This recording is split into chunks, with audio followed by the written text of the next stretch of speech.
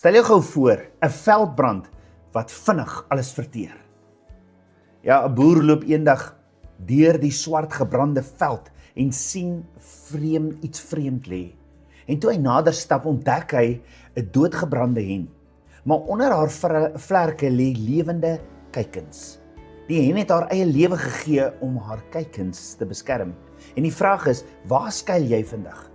Die pile van die vyand vlieg, dis onsekerheid, dis werkloosheid, dis twyfel oor die toekoms. En daar's hierdie geestelike aanvalle. Waar vind jy jou beskerming wat jou nie sal verlaat nie? Dawid het geweet. Hy het geskuil by Abba Vader, selfs toe sy lewe so in gevaar was.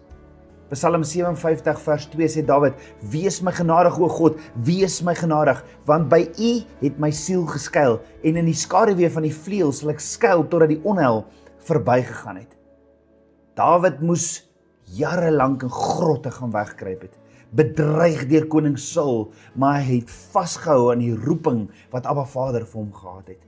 Elke seisoen van swaar kry het hom voorberei vir sy koningskap.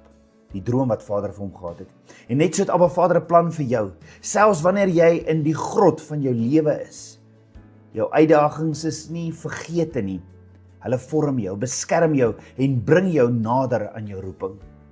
Net soos die hen haar kuikens beskerm het teen die vuur, so beskerm Abba Vader jou met sy vlerke. Psalm 36 vers 8 sê, hoe kosbaar is U goedertierenheid, o God. Daarom skuil die mensekinders onder die skaduwee van U vleuels. Vandag vind jou skuiling by hom. Neem jou vrese, jou twyfel, jou onsekerheid na hom toe. Kruip onder sy vleuels in en vind die vrede, die beskerming en leiding wat net hy vir jou kan bied. Moenie wag nie.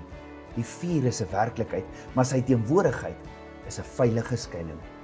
Waar jy vandag of môre 'n veertjie sien, onthou, jy is onder sy vlerke.